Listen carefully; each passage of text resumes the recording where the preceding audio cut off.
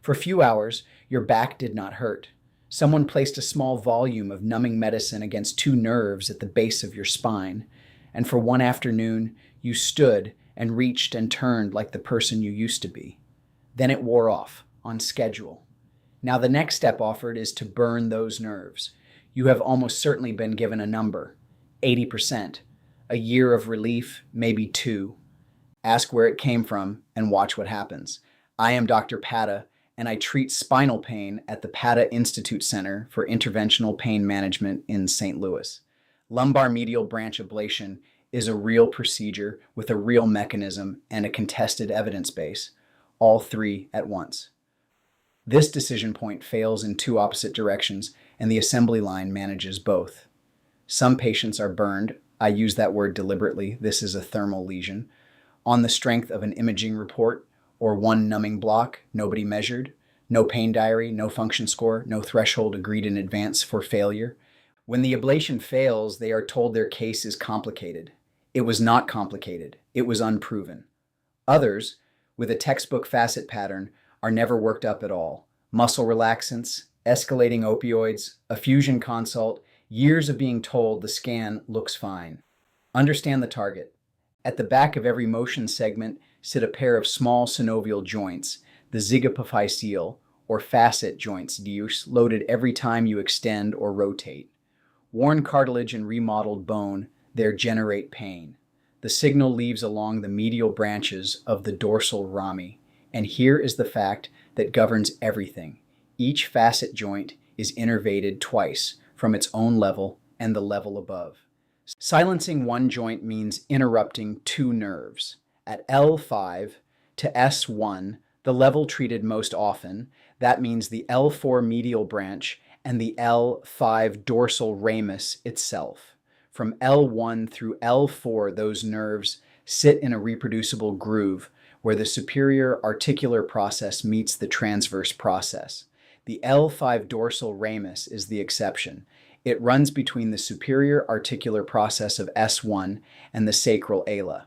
Different landmarks, same principle.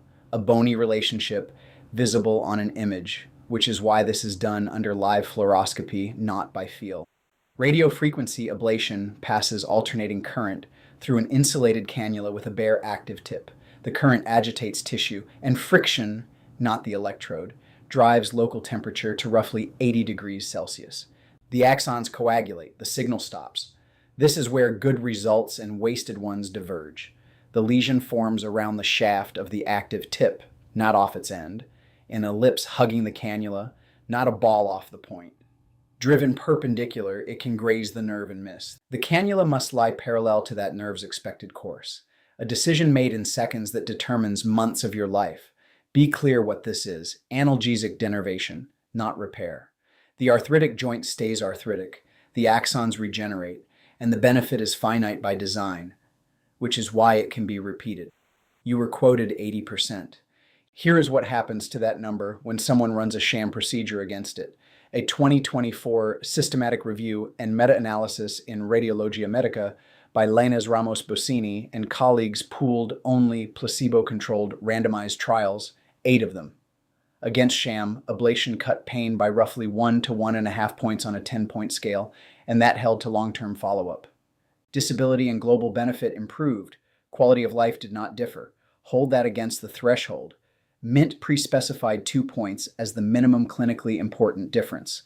The pooled controlled benefit sits below the bar the field set for itself. Mint itself is harder still. Published by Yuk and colleagues in JAMA in 2017, it randomized 681 patients across pragmatic, non-blinded studies. Adding denervation to a standardized exercise program produced a between-group difference of essentially 0 at 3 months, and the authors concluded the data do not support the procedure for chronic low back pain. That result is not a rounding error, and I will not bury it. But MINT selected on a single diagnostic block, the loosest possible screen, and averages conceal responders. A mean of 1 point can be built from many who got nothing and a few who got their life back. My job is to find out which group you are in before I burn anything. Here is the sequence that has to happen before I put a needle anywhere near those nerves. Start with who this is even for. Axial, low back pain, past 3 months, worse with extension and rotation, no significant leg pain, conservative care tried and failed. And know what those trials did not study. Nobody under 18, nobody with a prior fusion at the target level, nobody whose pain is mainly radicular. If that is you, those numbers are not about you. First, the differential, because several conditions wear the same mask. Sacroiliac pain refers into the same buttock. Hip osteoarthritis refers into the groin and lateral thigh and is missed constantly. Discogenic pain is worse with flexion. Stenosis hurts with extension and eases with forward lean. Same signature, different treatment entirely. I examine the hip and check for neurologic deficit first. Second, diagnostic medial branch blocks, 8 plural. The 2020 Multi-Specialty Consensus Guidelines in Regional Anesthesia and Pain Medicine, led by Cohen, concluded that medial branch blocks predict ablation response better than injecting the joint itself, and that stricter selection improves outcomes at the cost of more false negatives. I accept those false negatives. Small volumes, so anesthetic cannot wash onto neighbors and fake a positive. Equivocal blocks mean we do not proceed. Third, the ablation. Multiple lesions along each nerve, stimulation testing before current, and restraint about how many levels are treated, because these branches also supply the multifidus and repeated denervation atrophies it. Fourth, the window. Denervation buys tolerable movement. Spent on the couch, it is wasted, so paraspinal re-education begins inside it. No diet and no light device reinnervates a coagulated axon, and I will not pretend otherwise.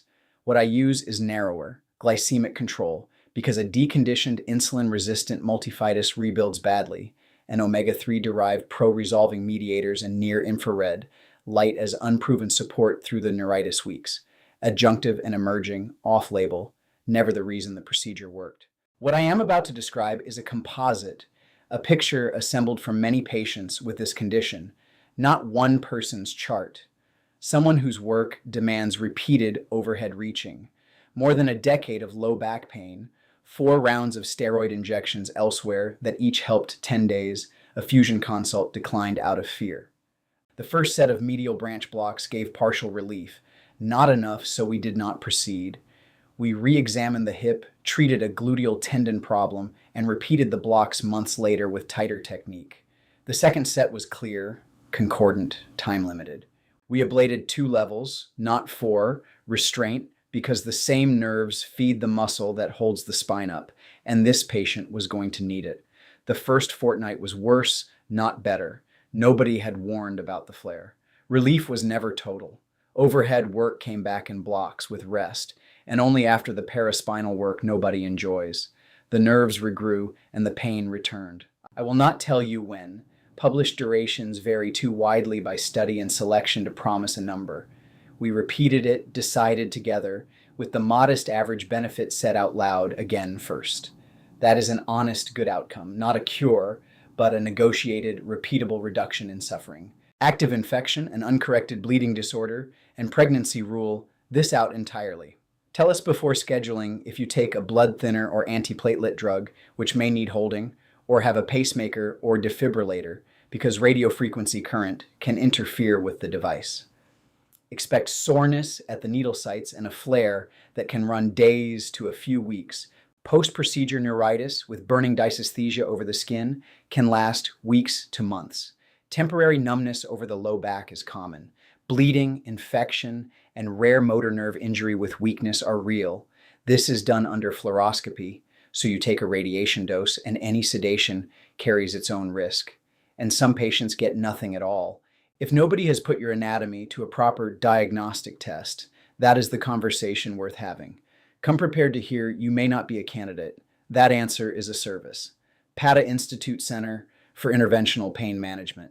We are at 4477 Woodson Road, Suite 100 in St. Louis, Missouri, right next to St. Louis Lambert International Airport, and at 12174 Natural Bridge Road in Bridgeton. We serve the St. Louis region, Missouri, and Illinois. Call 314-481-5000 or text 314-886-5902, Monday through Friday, 8 in the morning to 5 in the afternoon. The full explanation lives at painmd.tv under Pain Treatments, Facet Joint Radiofrequency Ablation. Demand the diagnostic block before you accept the burn. If something in this changed how you understand your own pain, that was the point. Bring us your imaging, your history, and your questions. Padda Institute Center for Interventional Pain Management. We are at 4477 Woodson Road, Suite 100 in St. Louis, Missouri, right next to St. Louis Lambert International Airport, and at 12174 Natural Bridge Road in Bridgeton. We serve the St. Louis region, Missouri, and Illinois. Call 314-481-5000 or text 314-886-5902, Monday through Friday, 8 in the morning to 5 in the afternoon. Everything in this video is education, not medical advice. Ask for the diagnosis before you accept the procedure.